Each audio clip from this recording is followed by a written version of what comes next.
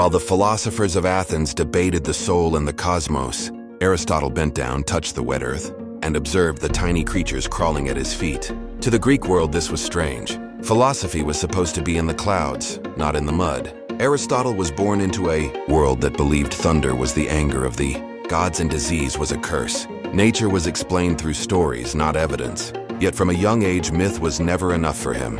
He did not only want to know who, he wanted to know how. He began to observe the world with an almost unnatural devotion. He sat in fish markets, staring into the eyes of freshly dead animals.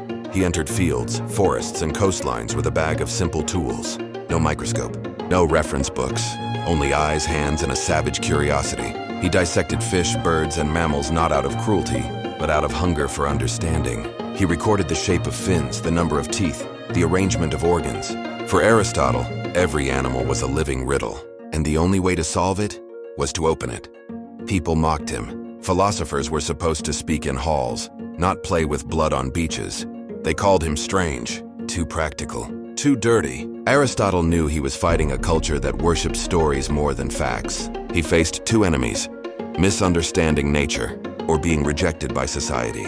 Still, he kept writing. He believed this deeply. Nature does not lie, humans do.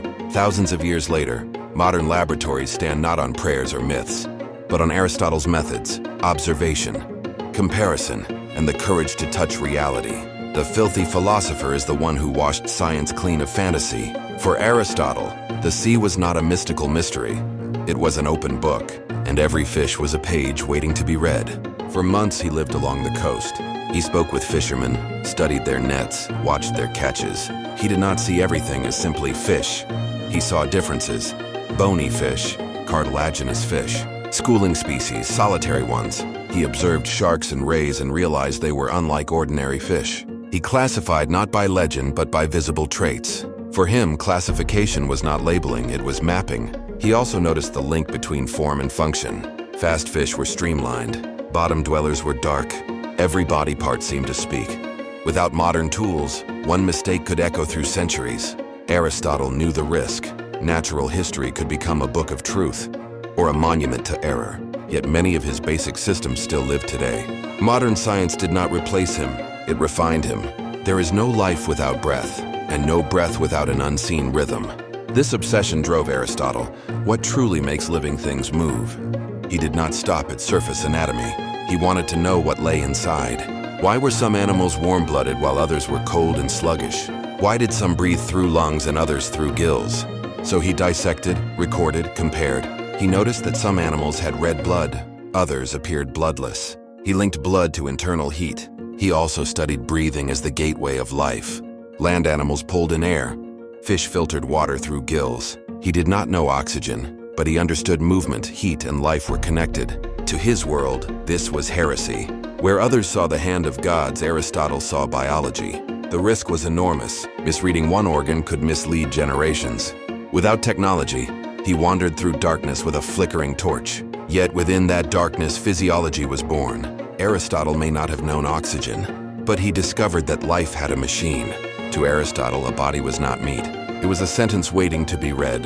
Why did lions grow sharp teeth? Why did birds have light wings? Why did turtles wear armor? He answered, form follows function. Nature was not random. Every structure was a solution. He rejected the idea that nature worked chaotically. Every creature carried design. Myth pressed back. Evidence was called insufficient. And yet here was born the idea, form follows function. In the kitchens of ancient Greece, eggs were common food. To Aristotle, an egg was the gateway to life's deepest secret. No microscope, no sterile rooms, only knife eyes and dangerous curiosity. He cracked eggs day after day, age after age. He watched lines form into bones, red dots turn into hearts. He wrote that life did not appear instantly. It unfolded. Organs did not fall from the sky. They grew, step by step, as if an invisible algorithm guided the flesh. He observed veins and the first heartbeat, and eyes pulled into shape by unseen hands. Without realizing it, Aristotle was inventing embryology, 2,000 years before the field had a name. But his methods provoked taboo. Dissecting life was seen as defying gods. Studying birth was treated as sin. Religious authorities scoffed, if life is divine, why treat it as kitchen science? Two questions burned. Can we study life without destroying its meaning? And deeper, If humans are merely biological processes, does life lose purpose? Aristotle's answer was the opposite. Understanding origins did not shrink life. It magnified it. He did not reduce wonder. He multiplied it. Life was not empty magic. It was a slow symphony composed by nature. And to this day, every ultrasound, every textbook on fetal development, walks the road Aristotle first cleared with his bare hands. But what if animals did more than live? What if they learned? In forests, seas, and fields, Aristotle followed life rather than merely watching it. He saw birds return to the same nests. Fish migrate.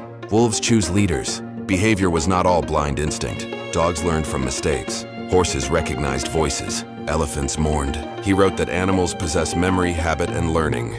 For the first time in history, animals were not breathing machines. They were beings with experience. The world resisted. Belief struck back. Animals do not think, they only react. To deny that was seen as insulting humanity. Yet Aristotle stood firm. Humans were not unique by intelligence, but by complexity. Today, animal psychology proves him right. Dogs understand hundreds of words. Birds recognize faces. Octopuses solve puzzles. And all of it was suspected by Aristotle, when animals were still seen as living objects. He did not only study animals, he restored dignity to life. Imagine standing in an ancient animal market. Thousands of creatures pass before your eyes. No scientific names, no categories, only chaos. Aristotle refused to accept nature as confusion. He believed structure existed and could be drawn. So he began grouping life not by legend, but by body, movement, and reproduction. Egg layers apart from live bearers. Sea creatures separated from land dwellers. Warm blood and cold blood drawn as borders. He charted gills, legs, and teeth. Not to collect, but to see patterns. For the first time, the animal kingdom was no longer a story. It was a system. This was the birth of biological classification. But classification creates borders. And borders invite danger. What about whales? They lived in water but breathed air. What of bats? They flew but were not birds. What of snakes? Legless but not worms. Nature refuses neat boxes. Critics attacked. If nature is perfect, why do your categories break?